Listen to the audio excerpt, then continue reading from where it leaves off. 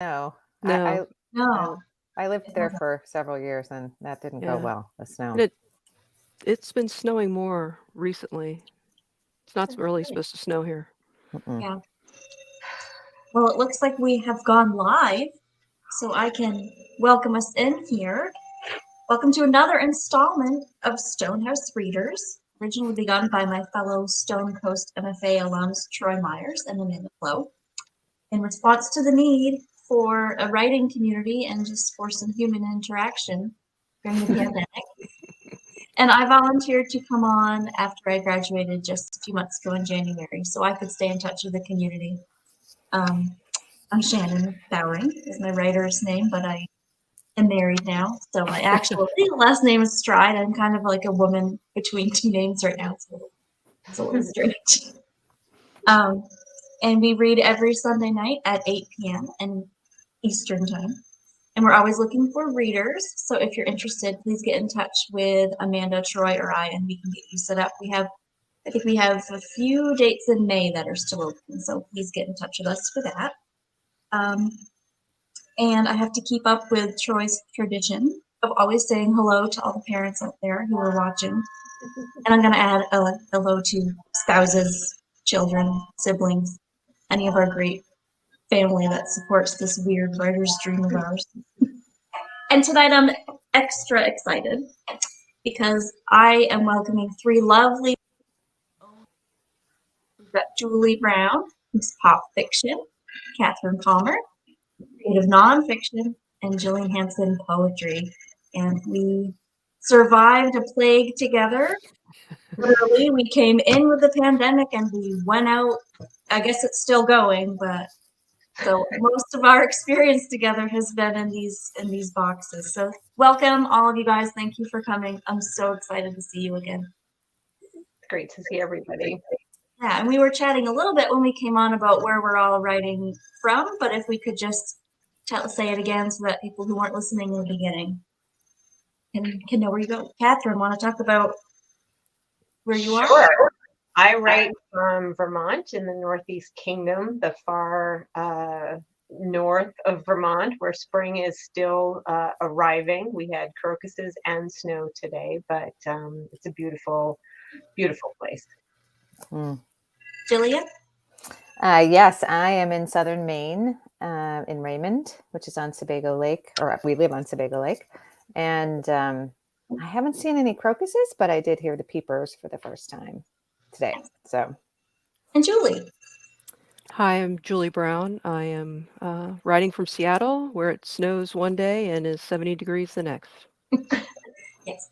And I'm in Bath, Maine. And we also have had crocuses, although I have not had the privilege of hearing the peepers. Though we do have some fat little robins always hopping around the yard, which is pretty good. So let's kind of get things rolling. Catherine has bravely volunteered, aka was strong-armed into going first. So let's chat for a little bit, Catherine, and we'll bring Jillian and Julie back on in a little while. Okay. So you write creative nonfiction, and do you want to tell us? I kind of know your story, having had the honor of being your friend for a while, but I'll give a quick synopsis of how you got into Stonecoast and what you write about in your creative nonfiction.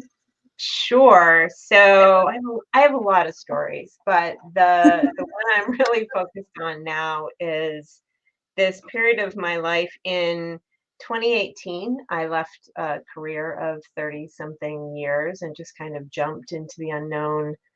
Not sure what I wanted to do. I did not want to retire. I was looking for a way to re-inspire myself and really fulfill kind of the ambition I'd always had, which was to write.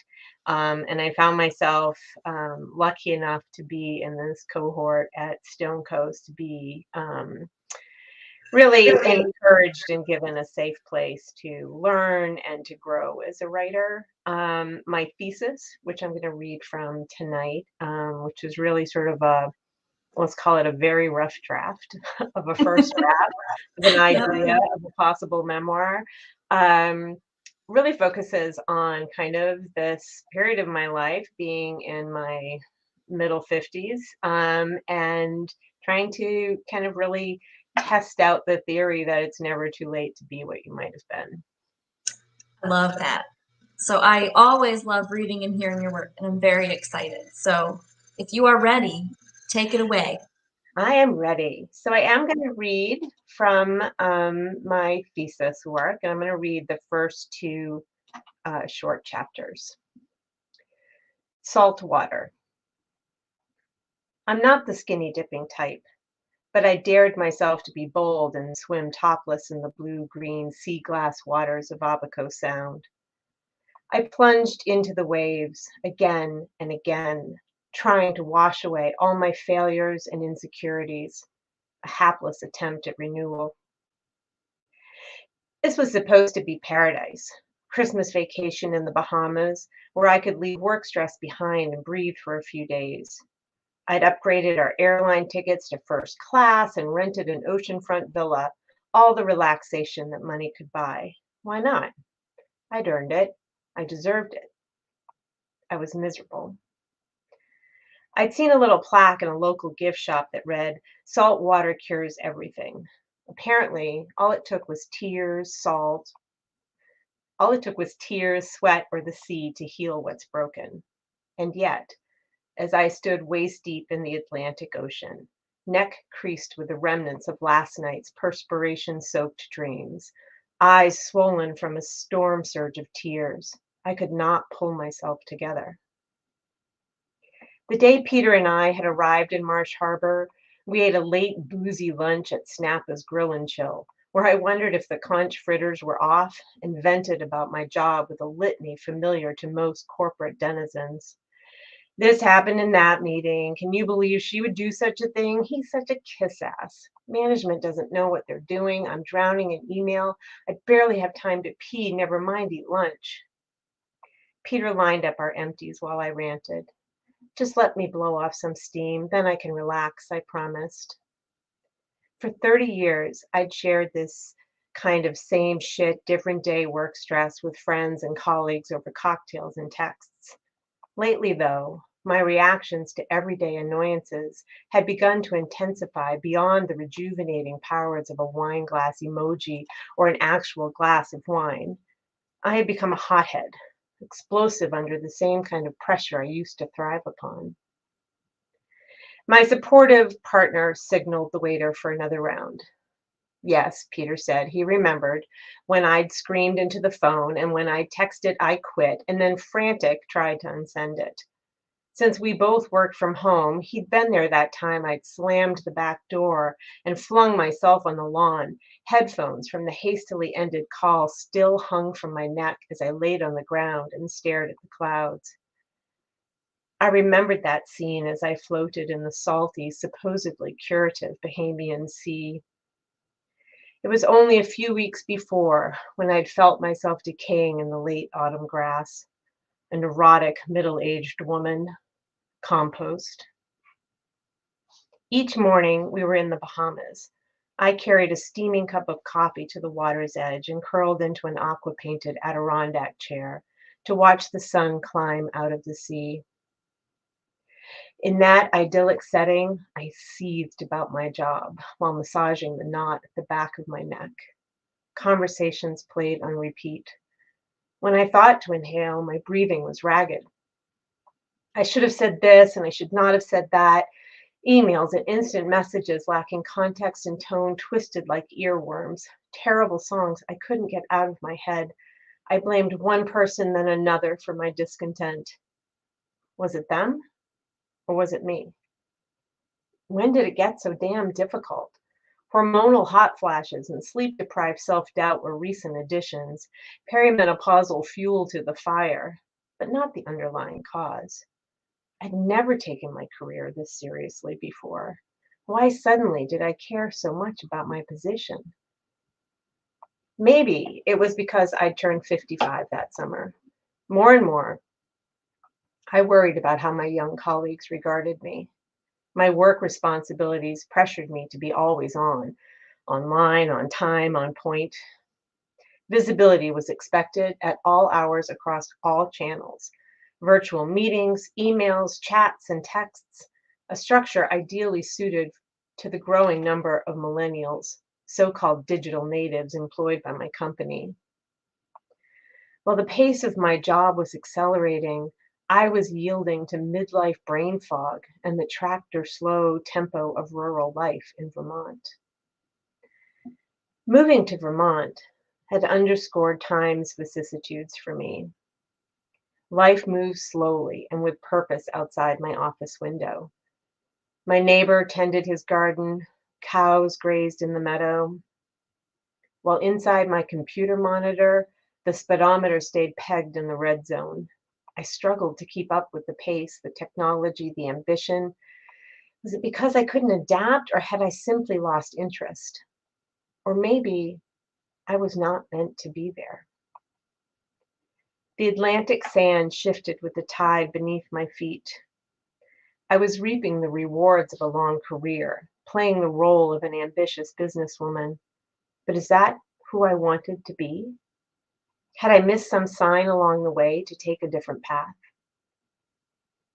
While I swam in the baptismal waters, I hadn't realized Peter trained his telephoto lens on me from the deck above. Later that night, the bottle of wine I'd started with dinner beside me, I scrolled through the images. "You're a beautiful woman," Peter said when he'd handed me the camera, but I couldn't hear the words. Tears broke over my cheekbones as I turned the tiny wheel to zoom in on my thick waist and cutlets of back fat. I might have believed him when I was younger, thinner. I might have believed him in that moment if I'd understood why I couldn't hear the words, "You're a beautiful woman," without thinking, so what? I should lose 10 pounds or 20. I'd resolve once again on New Year's Eve, no more cheese and crackers, cut back on sugar, get more exercise. Would that do it? Or should I accept this new sluggish metabolism and get over my middle-aged self? The marketing messages thrown at midlife women are mixed. We're either sexy, silver-haired sylphs or clueless cliches in capri pants. I licked the last purplish drops from the rim of my wine glass and hauled myself to bed. I didn't feel like one of those cliches, but I also didn't feel like myself anymore. As the dark Bahamian sky paled on Christmas morning, I woke to a tidal wave of vertigo. I buried my fingers into the bed's crisp white sheets, hanging on as the room spun. Then came the aura and the flame. Sparks flickered behind my eyelids, and a searing tendon crawled from the base of my neck, wrapping itself around my temple. The moisture under my breast simmered. Heat spread like warm molasses over my ribs, twisting around my spine and pooling in the small of my back. It had been months since I'd had a migraine like this one, a uniquely female torment. Dips and spikes in the big E caused my monthly hormonal headaches, so my neurologist told me. The estrogen that defined my womanhood, enabled my fertility, and strengthened my bones was also my nemesis. The doctor had promised the crushing headaches I'd suffered every month since I saw the first clay brown streaks in my underwear would disappear when I reached menopause. I was still waiting for the bleeding to stop. I shuffled to the bathroom, leaving a trail of red splatters across the white tile floor, lifeblood draining, clotted, and speared between my legs. I rummaged through the bathroom cabinet. Amidst the half-used tubes of sunscreen and aloe vera left behind by the previous renters, I scrounged one slender tampon for light days. Fuck. It had been months since I'd had my last period. Why now? I sat on the toilet Christmas morning while my uterus expelled what remained of my female vitality and remembered what else the doctor had told me. Things would get better. Things would get worse before they got better. Outside the open window, the papery palm fronds whispered, "You're running out of time." And the next short chapter is called Life Wizard. At home in Vermont, the January wind blew sub-zero chills, but I might as well have still been in the tropics. A steam of sweat tickled my spine while the enameled tea kettle on top of the wood stove whistled at a volume just below urgent. I pulled off my sweater and dialed Life Wizard coaching. When Diane, the wizard, answered with a professional, "Hello, how are you?" I skipped the usual pleasantries. "I'm thinking about quitting my job at the end of the year," I told her. "I need a plan." "A plan?" she asked. "Like a retirement plan?" I pictured a cool and glossy brunette with perfect posture, tapping her gel manicure on a white lacquered desk from Wayfair and inspecting her OPI Rosy Future polish for chips. "Oh, God, no," I said. "I am not retiring." I shivered and shimmied back into my sweater. "I want to do something else, maybe writing or nonprofit or consulting. I need to update my LinkedIn profile. I cannot list my profession as consultant or self-employed. I mean, that just screams unemployed." I took a breath. "I don't know what I want," I said. What I didn't want was for anyone to think I'd been redeployed, which is business jargon for shit-canned, irrelevant, having no further value. My yellow lab rangely tip-tapped across the wide pine floors and jammed his nose in the crack between cabinet and oven, rooting for treasure like a truffle hog. I pushed him away with a bare foot. "I want help to make an action plan and someone to hold me accountable," I said, then waited for Diane to work her magic.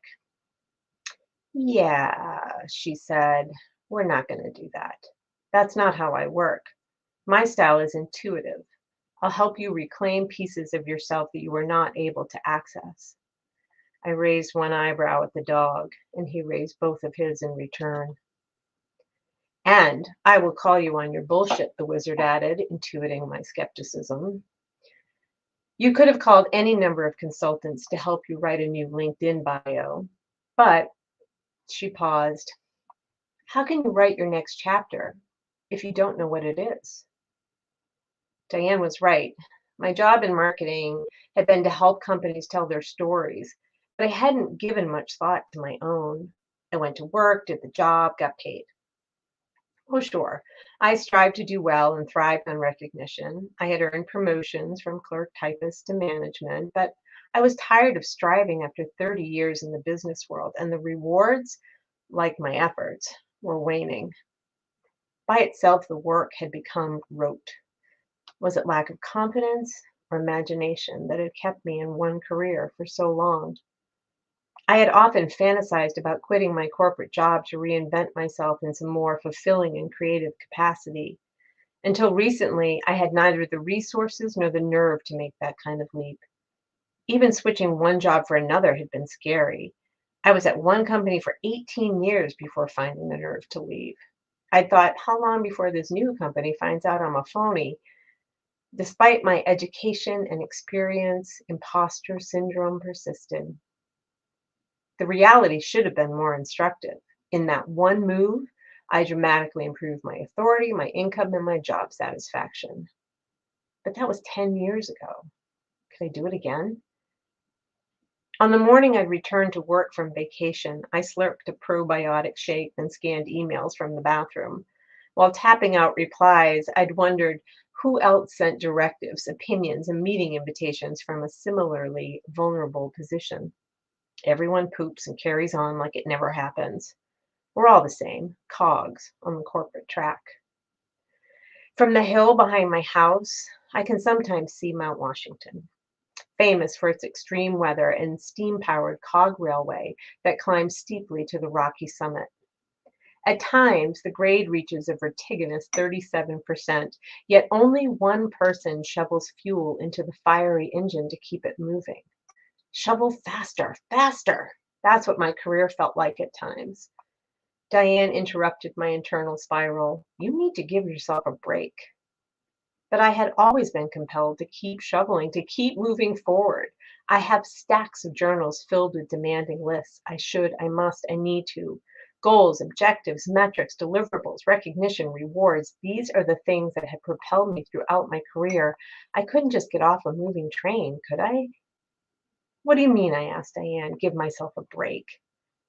I want you to overcome your need for clarity, she said.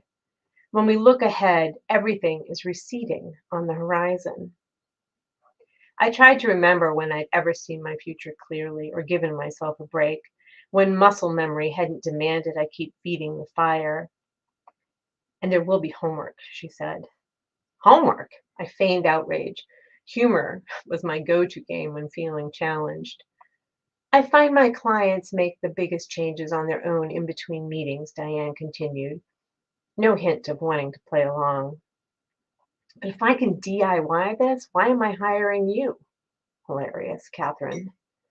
You don't need to hire me, she said, concluding our call with some kind of cryptic coaching tradecraft. You already know your path. You just haven't seen it yet. I thought of that line from the sci-fi film series The Matrix. Morpheus, a leader in the battle of humans versus robots, says to his protege, there's a difference between knowing the path and walking the path. Diane's approach was the polar opposite of what I thought I had needed, but maybe I had become more robot than human, incapable of critical thinking. I poked at the red coals in the wood stove, pulled off my sweater again, then opened a window. When Peter came into the kitchen and asked how the call went, I said, I think I've just hired Morpheus as my life coach. That's it. Thank you. That was great. Very nice. Thanks, Shannon. So I completely identify with that, the particular desperation of searching for feminine products. Just like, oh God, you know, we all have that, at least one, if not 24 examples of that. And no one writes about it. I know. Yeah. And it's just, so I've heard, because I'm familiar with you, I know that this is your story, but it's so funny to imagine you in this corporate world, like all high pressure and everything, because you're so relaxed. You seem so outwardly chill. And anyone it's who's hard for watching me the to notes imagine. is laughing hysterically right now. Well, that's good. It's you've been faking it then really well. It's the new me. Yeah. Actually, and it took a while. I mean, that's part of what I'm writing into this story and thinking about putting together this kind of arc for me in terms of thinking about quitting my job, which took a year, and then quitting my job. And I really honestly had a year or more of recovery, of in some cases spinning out, still not sure who I was without that environment, and how I could make a pivot into something that is more relaxed and, well, dramatic in a different kind of way, writing. Yeah. Like the need to keep shoveling and shoveling, that was really resonant. Do you find that with writing you are continually shoveling? Just a different type, a different kind. I wish. I think the call to keep shoveling is always there, and this is, I assume this is familiar to everybody. Getting the fire started and sitting down at the keyboard and moving that engine forward is, to belabor the metaphor, is the hardest part. And I'm really hoping to build that discipline and that life and keep working on this story and others. Yeah. Well, thank you. That was fantastic. And I think that's a good segue into our next reader, Jillian, who suggested that she read for us. She read in the middle as a poetry sandwich. So if you're ready, Jillian, bring in. Here I Hello. am. Hi. I'm so excited to hear you and see you. I've always loved really just listening to your poetry.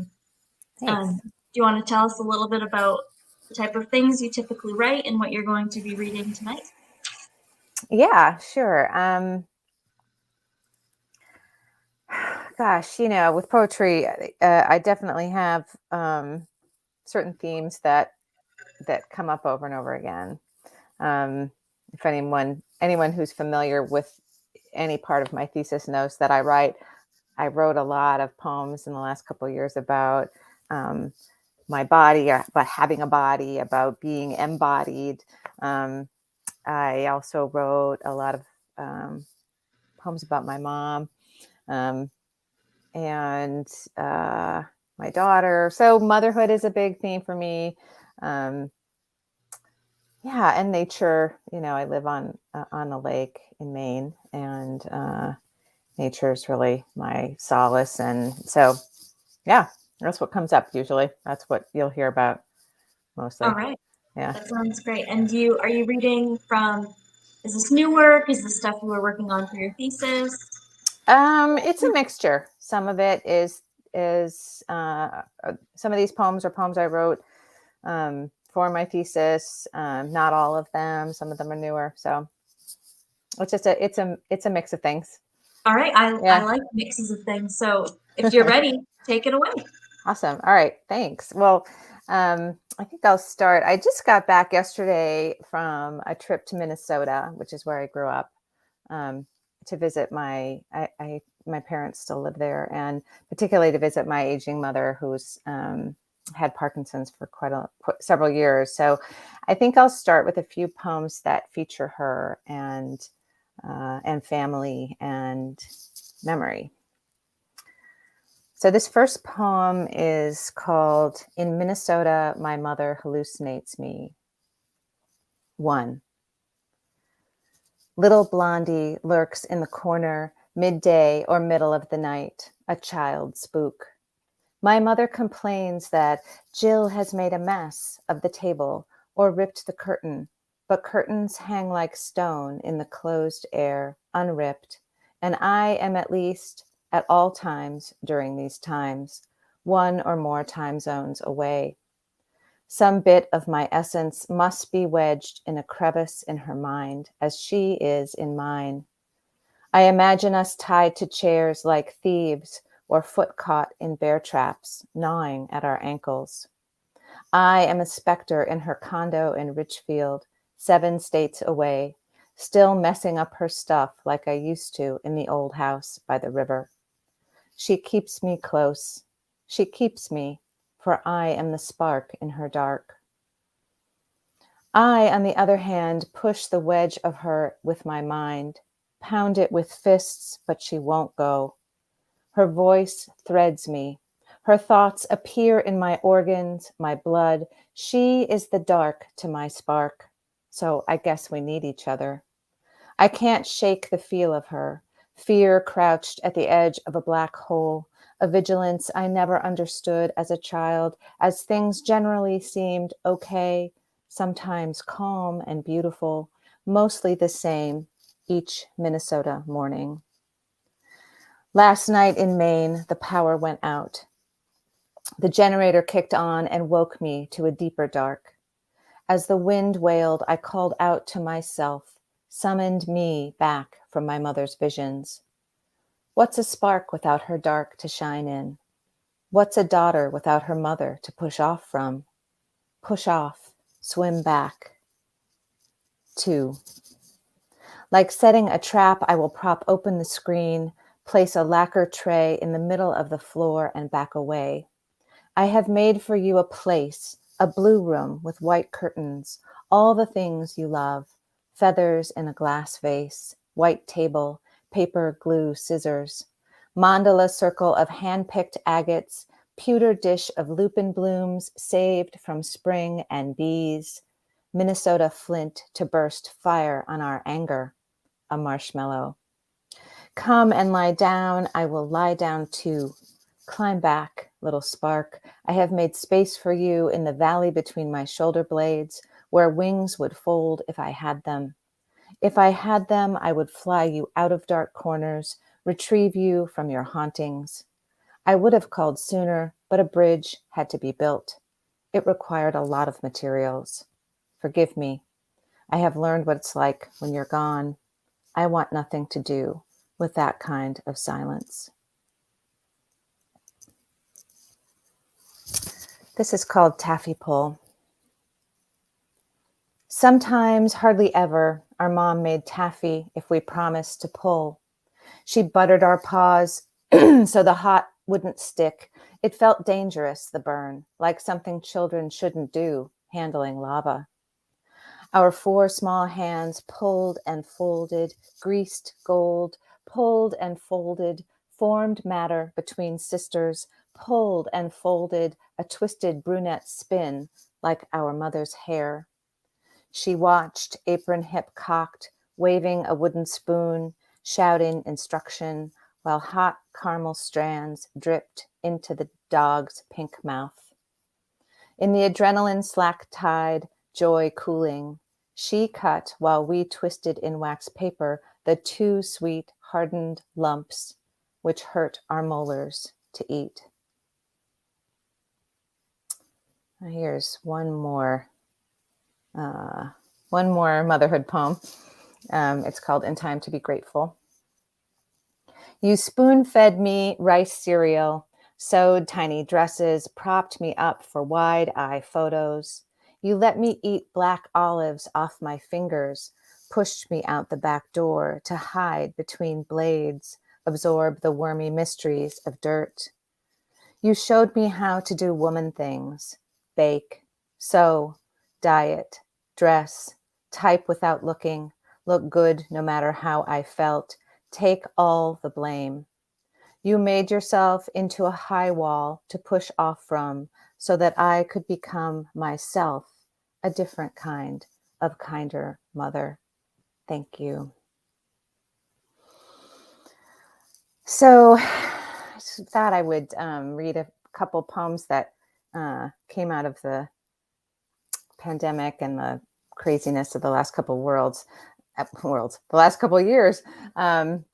This poem was really born out of my ongoing frustration with the news and fake news and politics and social media. It's called The News. The news on my feed is very bad if it's true. Something terrible has happened somewhere else, might happen here or might not. There is footage which might be faked. I don't trust the source, but also don't trust my own distrust. Even the source distrusts itself, but if it's true, it's very bad.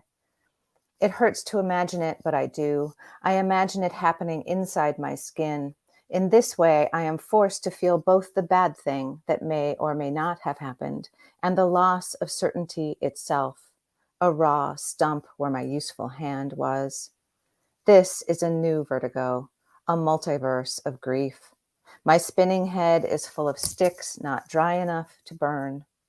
Still, I long for matches, for smoke.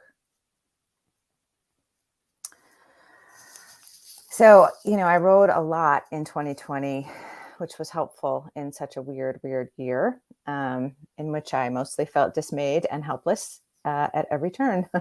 So this poem was written a few days before the presidential election in 2020, and it's called A Week Before the Possible End of Everything. 1. I never heard of the male gaze until my daughter went to film school. She is patient in explaining things.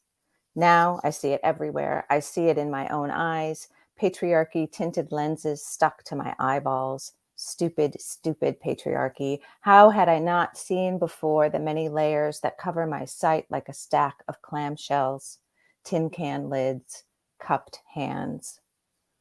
2.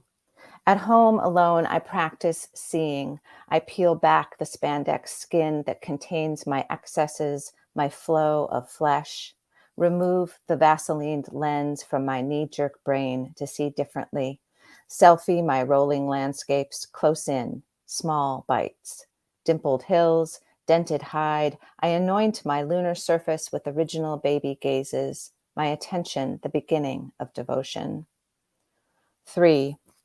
I dream of a mighty waterfall. I stand on the arch of a stone bridge, chest flayed, heart exposed and beating out like wings. I am close enough to be soaked by the spray. So much water pours, a divine violence.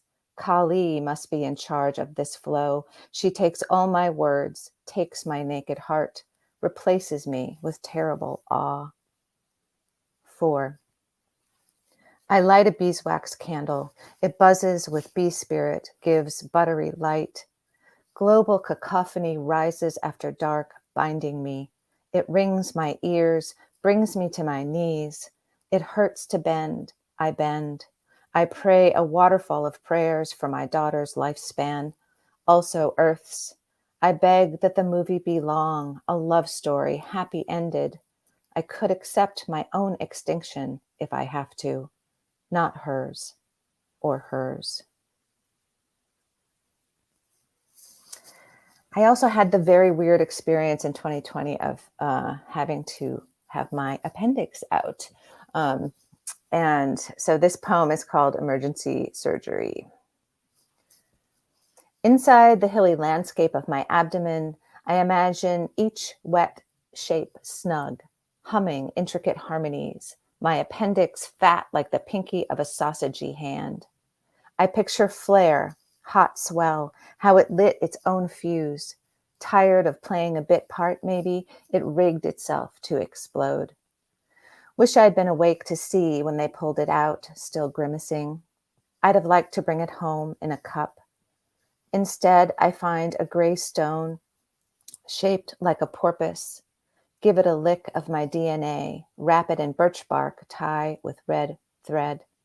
Hold it as proxy in the cradle of my lap to absorb the holiness of being halved, the many violences of survival. This poem is titled Recipe for Going On.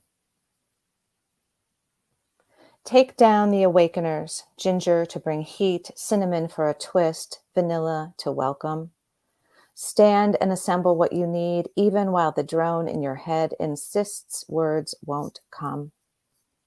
Honey and molasses to remember, clumped brown sugar for delight, butter to melt, eggs for luck, cream for pleasure. Fold in apple or pumpkin to deliver the earth, flour to bind, salt for tears, baking soda for light, a sift of sun. Stir, watch, wonder at what precise moment it becomes cake.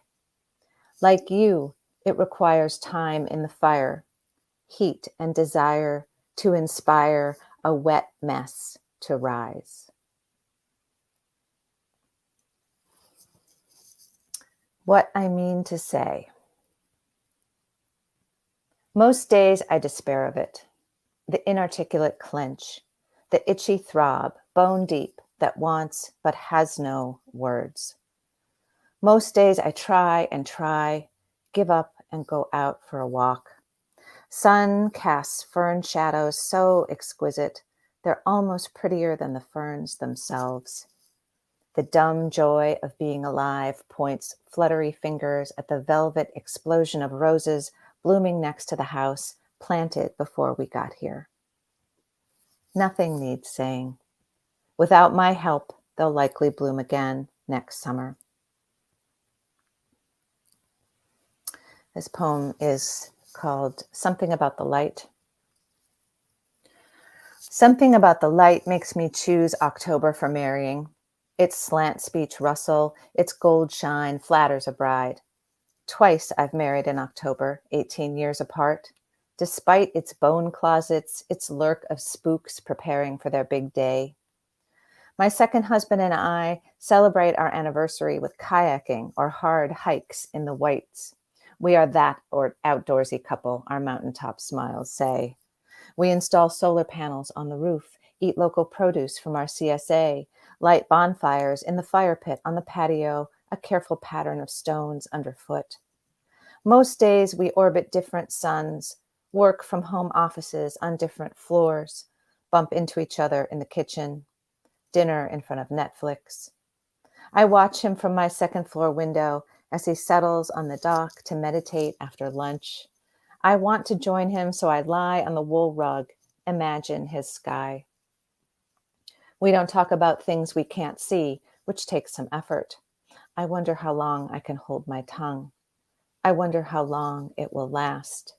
Which of us will go first? Which of us will be the skeleton? Which one the ghost? So I'm just going to read one more. This last poem is really a celebration of the hard work of living in a body and living in general and aging in a body. It's a sort of a declaration of all the ways the body changes and yet stays the same. how it somehow carries all of our many different selves throughout our lives. And it was inspired by Anne Sexton's poem in celebration of my uterus. So this is called Long Song of My Body. Allow me. I am a multitude within the same outline, a collapsible tin cup made for travel. I fold and unfold from this to this. I am a long song of comfort and function, a continuous moment embroidered with many breaths.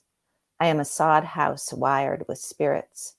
Watch as I soften and expand to hold the widening field of light within.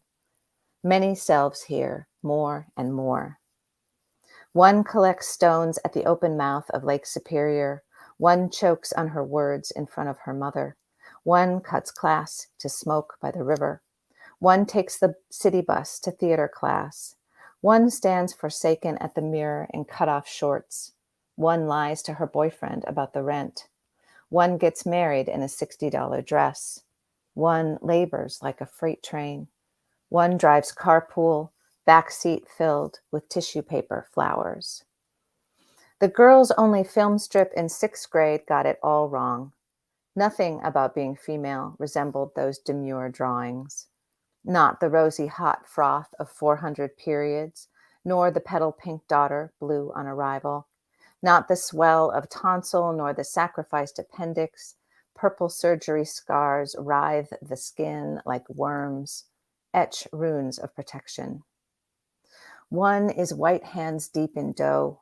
One pays a visit to divorce court. One hides a lap full of words at midnight. One hangs swagger from her hips like a belt. One teeters on water, patient and wide as lily pads. You might think I am now irrelevant, uninhabitable. Look away. But I am not empty. I am a dark jar full. I keep my blood now, use it for ink. I cast votes with it, measure it out as medicine, burn it for fuel, hot air for the balloon. I aggravate, I rouse. I will not quiet my pleasure. Now watch me rise, good and slow. That's it. Thank you so much. That was really wonderful. I like that you and Catherine both talked about menstruation. we have a theme going for this. I really connected with your little Freudian slip there, last couple worlds rather than years. I think you said it has felt like the past few years have been entirely different worlds. Did we lose Jillian there for a second?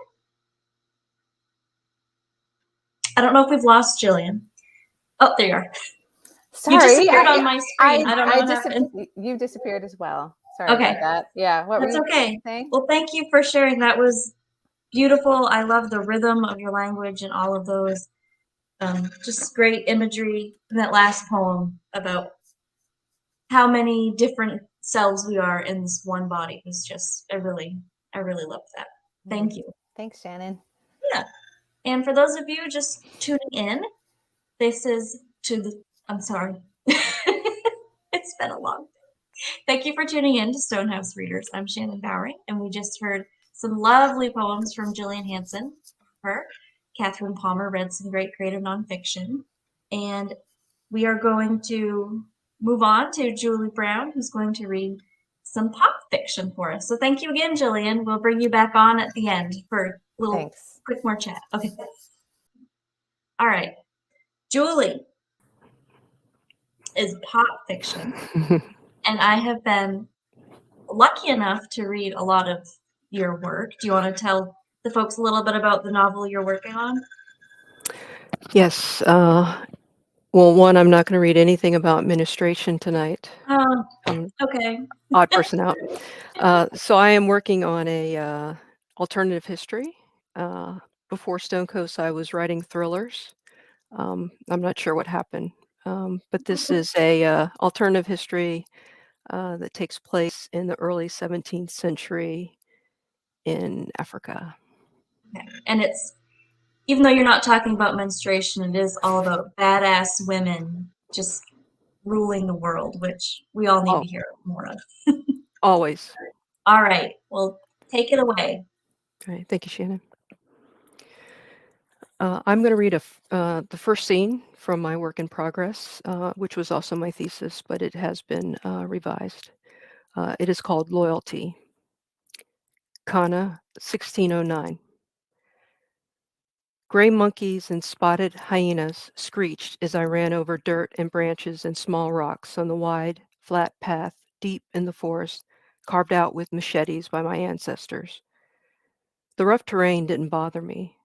My feet were bare and calloused. My mother once remarked that they were hardened enough I could walk over fire without burning myself, though she warned me not to try. I cherished these times alone with the rhythmic sounds of the forest. In the OBS, someone always hovered nearby. I couldn't take a breath alone. An attendant bathed me. Another watched me eat. Still another lingered in the hallway, ready to relay to my mother that she observed me running indoors. I sneaked out of the compound to rid myself of the Fanti that guarded me. Don't they know I can care for myself? Although I was sure my mother knew of my escapades, she saw all. She never prevented me. She never prevented my leaving. I swiveled my head as a square-tailed bird with purplish blue feathers glided above me. I didn't see the low-hanging branch. Abba! I cursed and stopped running, touching the new scratch on my cheek. I gazed at the blood mixed with sweat and rain on my fingers. Although I was only 10 dry seasons, my mother warned me that because of who I was, I needed to protect my face. The scolding I would receive when I returned home would be bad, but worse if she'd heard me curse. The scratch didn't hurt. I wiped the blood off with my brown tunic and resumed running, pretending enemy warriors were chasing me. A tree trunk lay across the path. I scrambled across it and leaped over a mound of dirt, not taking the chance of stepping on a home of red ants. The warriors said that these insects can mobilize like an army and not only sting, but kill you. I asked my mother about it. She responded, the warriors were correct, and I would one day suffer the consequences if I continued to eavesdrop and worry myself unnecessarily. But I couldn't help it. Above me, the leaves of the mahogany trees, the tops of which soared higher than the OBS, formed a canopy. My tunic clung to my body from the sweltering air. I didn't understand why an attendant bathed me daily, only for me to be drenched as soon as I left the compound. The rainy season kept few of us inside our homes. Every 10 steps, I reached down to my waist and drew out my dagger from the leather sheath I kept strapped there. The knife was a present from my mother when I attained 6 dry seasons. It sported a 5-finger breadth and double-edged iron blade. My hand squeezed the lion carved into the familiar wooden grip. Prior to each toss, I recalled my mother's words. See your target, account for your speed and distance, and throw your weapon where the target will be, not where it is now. She should know. She'd been a warrior too. I flung the dagger at a tree, aiming for an exact spot, a nick, a hole, a place where the bark was a different shade or bare, and knew as it left my hand that I missed my mark. I flicked my brown hair out of my eyes and swiped the rivulets of sweat and rain from my brow. The fresh scent of damp moss and trees filled my lungs as the gentle patter of droplets hit the foliage. I stepped up to the tree, pulled my dagger out, and looked at the next tree. I cocked my arm back and threw the knife again, grinning as it thunked into the bark.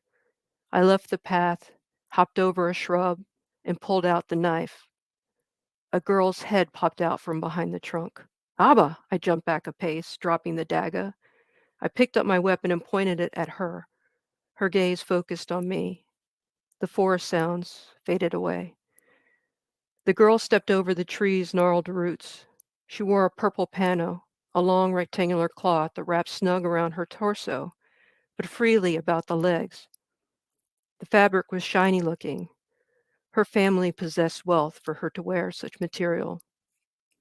"Did I scare you?" she asked. My grip tightened on the dagger's handle. "No." Her damp hair, braided into many rows, flowed halfway down her back.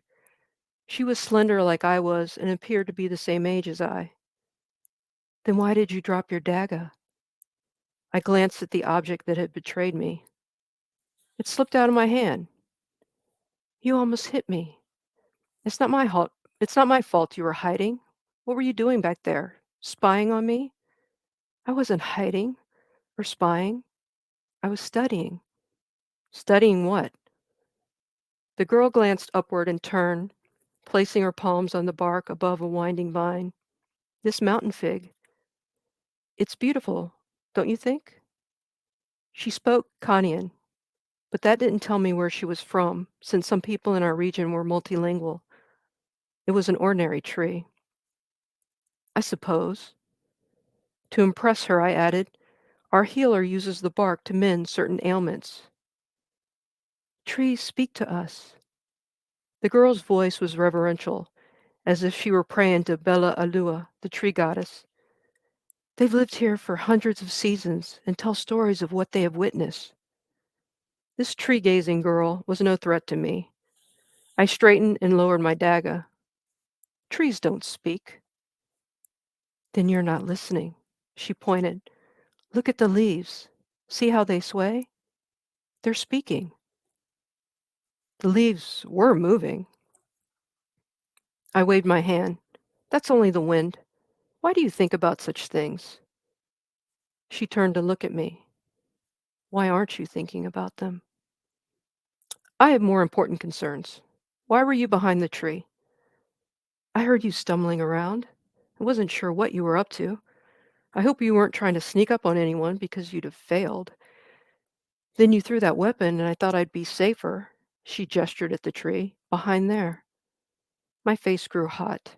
"I wasn't stumbling, and I wouldn't have hit you unless I wanted to." "Then why were you cursing? You could use some practice." A round-eyed galago rooted around in search of insects underneath the thick vegetation nearby.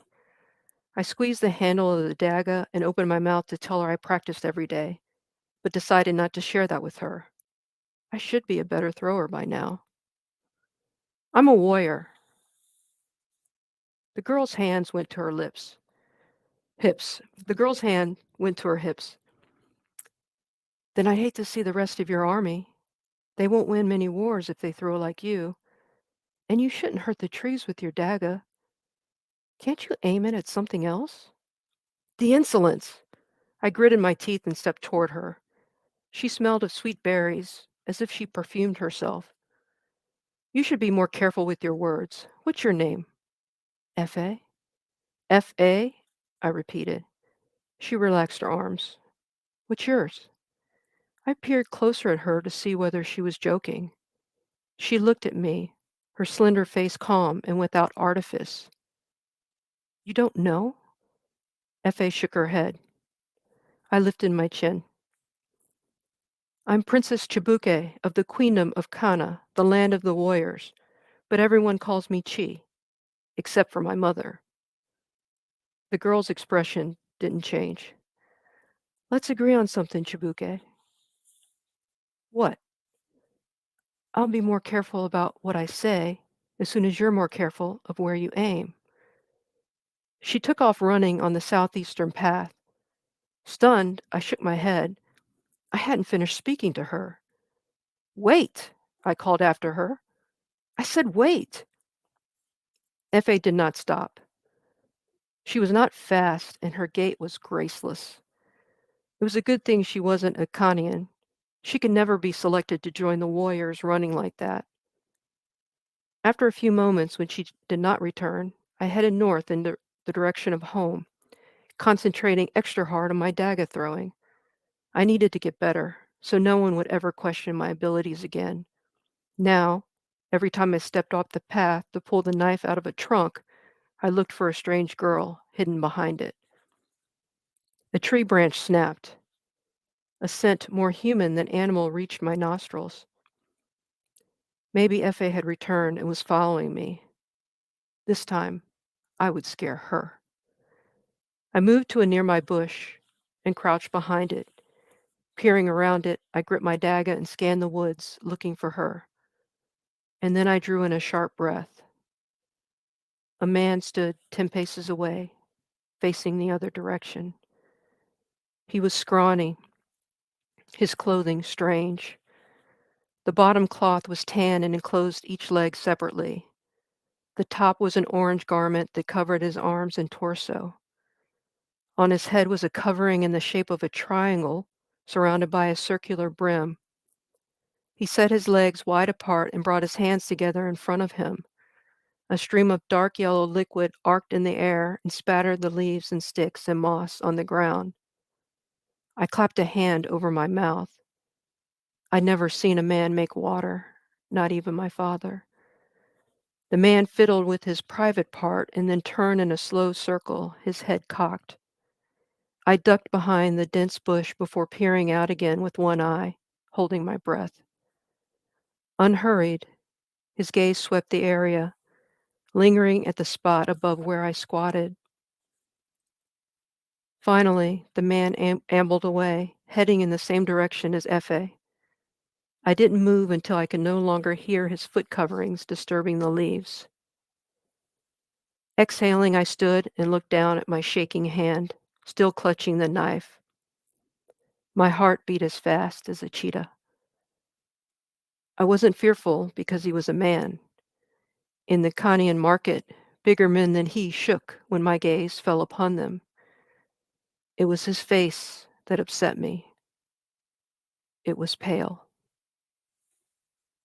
Thank you. Julie, I love reading that story and I love hearing you read it. Thank you. You're so good at world building and placing the reader in this place that we've never been before, but it feels so real, the way that you describe everything, just your sensory details and images. And I just love Chi and Efe and the shade they throw at one another. Thank you. That was great. We're coming up against time, so I do want to bring Jillian and Catherine back in so we can all chat a little bit. Hello again. Thank you all for reading. I hope that you guys liked it. And I'm so glad to see you guys again. We haven't seen each other since our graduation in January. Yeah, it's been great having this little reunion of our cohort. Yeah. Great to hear everybody. Yeah. Mm-hmm. And maybe we can try to crash the next residency. We're back at the Heresy. Definitely. Absolutely going to be there. Yeah. Yeah. All right. I just wanted to say it was an honor to read with my colleagues again, and it's great to see you. Yes. Yeah. And Julie, before we all go, I know that you are working on getting this on submission, this novel, correct? Correct. Yeah. Okay. And I hope that it comes out because we all need to read about women leading their badass selves through the world. Yeah, I appreciate it, Shannon. Working hard. I know you are. We all are. It's the shoveling, right, Catherine? Yeah. You're on mute, Catherine. Oh, Catherine, you're muted. I did mute myself. It's so nice to see you pushing that thesis and taking it to the next place. You know, it's a foundation of work, but then to pick it up and really move it forward, mad props to you because I'm not quite ready to do that yet. So great job. Yeah. Thank you, Catherine. Appreciate it. Yeah. All right. Well, thank you all. We have a little bit of time left, but I don't know if the stream just shuts off or if Amanda controls that. But we will be back next week with Natalie Harris Spencer and Sally Rosen Kindred. I will not be here next week. I'm going to go on vacation, my first vacation in 3 or 4 years. But Troy and Amanda will be here. Much deserved. It's great to hear everybody. Yes. Yeah. All right. Well, thank you so much. Let's say goodnight. Good night, Good night, everybody. everyone. All right, Thank thank you. you. Good night. Yeah. Thank you so